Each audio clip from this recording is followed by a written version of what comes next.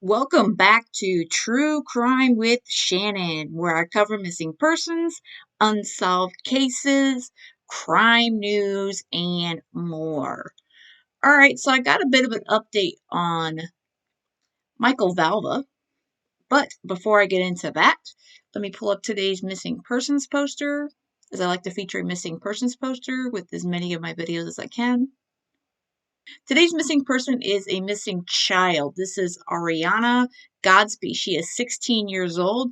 She lives in Red Oak, Texas. She went missing from near Tallahena, Oklahoma on the 6th of this month while visiting family. So she could be in Oklahoma, looks like Montana, Texas area.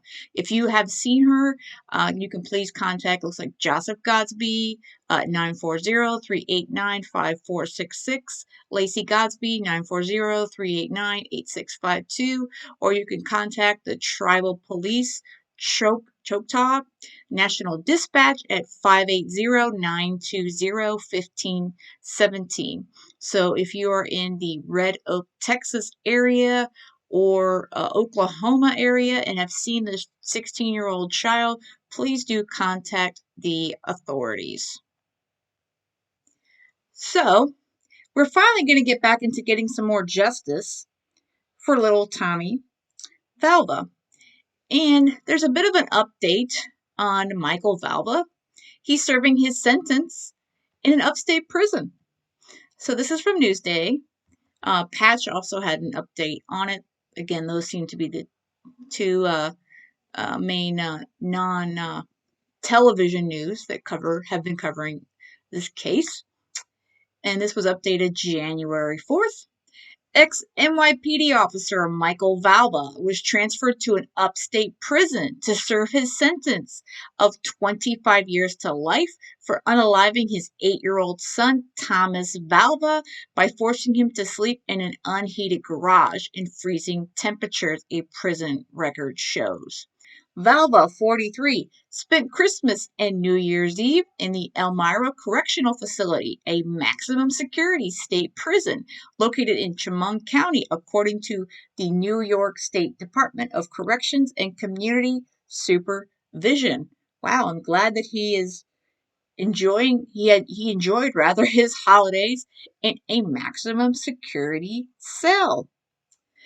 That seems to be pretty good for him.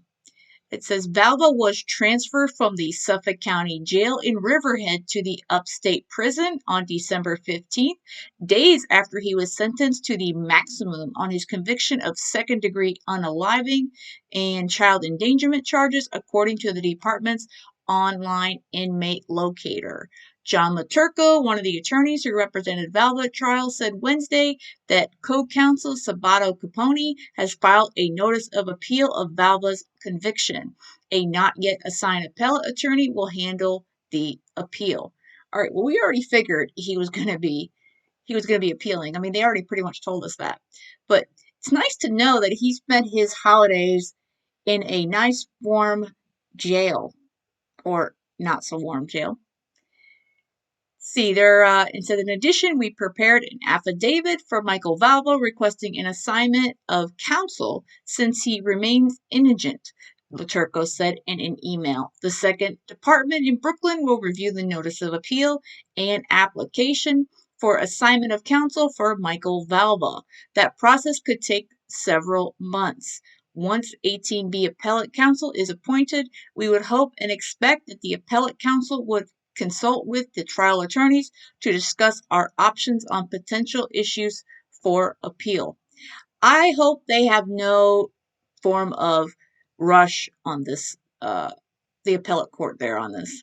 Y'all just take your time, have a bunch of coffee, let him suffer a bit, let him hang out in jail before you decide to continue on with his appeals. A jury found Valva guilty at trial in Thomas's January 17th, 2020 death and the abuse of Thomas and his older brother Anthony, then 10, following more than a month of testimony detailing years of abuse suffered by the children. The boys, both on the autism spectrum, according to prosecutors, were starved, beaten, and forced to sleep on the bare concrete floor of an unheated garage in freezing temperatures, according to trial testimony. The boys' teachers and other school staff testified at trial that the brothers came to school complaining of hunger and coldness. Repeated complaints to Child Protective Services did not result in the children being removed from Valva's care. Thomas died of hypothermia after sleeping in the garage when it was just 19 degrees. His body temperature was 76.1 degrees at his time of death, testimony showed. Yeah, and this I tell you what, this case, it never gets better. Even though I know all the details, and a lot of you guys know all the details by now, it never gets better hearing what happened to little Tommy and his brother.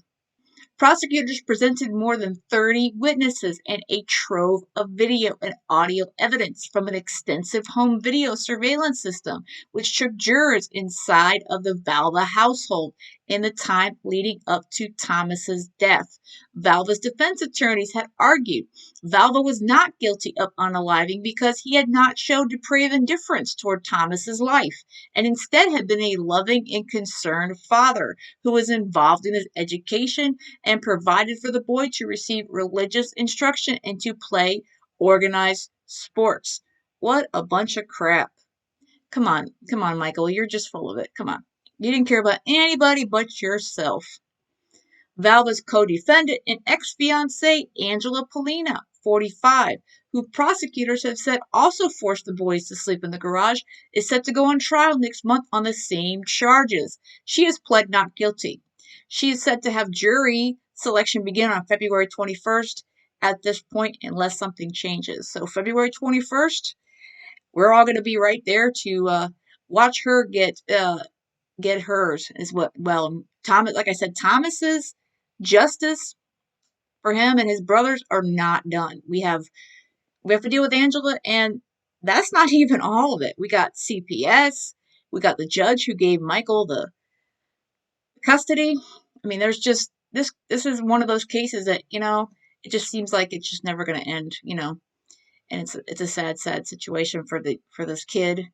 And like I've said before, the only good thing that's come out of this is Tommy saved his two other brothers. A crying Valva apologized to the court before he was sentenced. Yeah, seemed to be the only time he cried. He didn't want to cry for little Tommy, but he sure cried for himself. Boo-hoo, Michael, boo-hoo. The prosecutor, Carrie Ann Kelly, urged Supreme Court Justice William Condon to consider Valva's great fortune, that his basic needs would be met in prison. Yep. He will have a cell with a bed and a blanket and a pillow and heat, as well as 3 meals a day. All the things he denied his children, Kelly said. And he won't have to take food out of the garbage or crumbs off the floor to survive the way Thomas and Anthony did.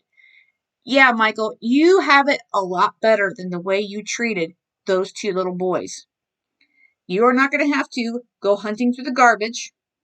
You're going to be given 3 square meals a day, blankets, pillows, everything, basic needs, nothing more. And you didn't even give those boys the decency of that. Vicky Tasamo, a spokeswoman for the Suffolk County Sheriff's Office, confirmed Wednesday that Valva left their custody last month. Thomas Maley, a spokesman for the Department of Corrections and Community Supervision, confirmed Valva's state prison placement, but declined to comment further. Valva's first shot before the parole board is scheduled for September 2044. According to DOCCS, with his earliest possible release date listed as January 18th, 2045, exactly 25 years and 1 day after Thomas died. And I'm pretty sure he's going to be denied, and we're talking obviously 25 years from now. But I think if anything, any justice is out there, he's going to be denied, and he just needs to sit in that jail. And as far as I'm concerned, he should sit there and rot for the rest of his life and think about the fact that he not only let his two boys have this horrific life, but he cost one of his boys his actual life. And I think, I don't think he's going to turn himself around, but, I suppose anything's possible. You know, he can't get any worse than he's already at, right? And now that he's in jail, in prison, actually in prison, because he's in upstate, maximum security. I don't know. It doesn't really state if he's in some kind of like protective, or anything like that. So I'm sure there'll be opportunities for other prisoners to become his friend. He can only hope that he doesn't get beaten up, or maybe he already has. I can't say that I'd feel sorry for the guy, but like Carrie and Kelly said, the prosecutor, he's getting treated so much better than this little guy we're looking at right here on the screen and his brother. He didn't even have the decency to let these children have blankets, anything. Initially, they were in the garage, and it was bad enough that he put them in the garage, okay? But then they took away their blankets, it was no longer a little quote unquote sleepover out, in the garage. It became, they're sleeping on the floor, they've got no comforts whatsoever. I mean, who the hell does that to a child? It's sick, 8 and 10 years old. And thank the Lord that their mother has taken Anthony and his other brother, his younger brother, away from the United States. I really hope that they are getting the help that they need, especially Anthony. And I really hope that he can recover and make a good life for himself as well as his brother. Because I'm sure this is going to haunt him for a long time.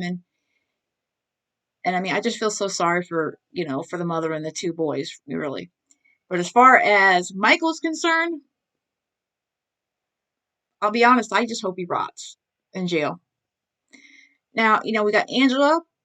She's coming up about a month and a half from now, a little less than that. We'll have jury selection.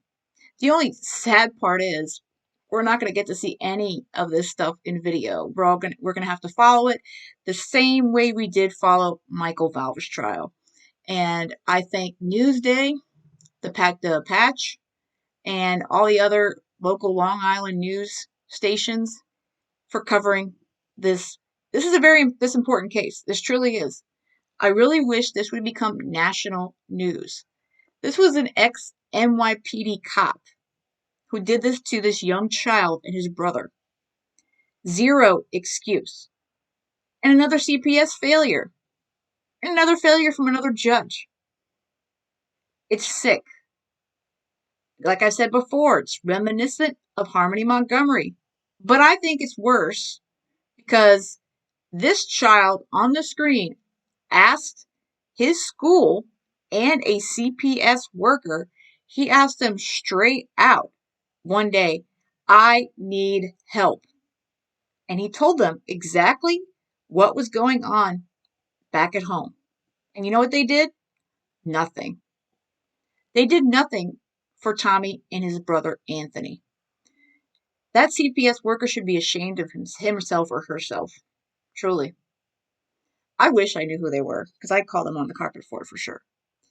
But again, that's some good news for us to see that Michael's celebrating his holidays in a nice metal cell, upstate New York, behind bars, and it's got to be a really good look for him, as far as I'm concerned. But like Carrie and Kelly said, he's got more than he ever gave this guy on the screen, this little cute little fella.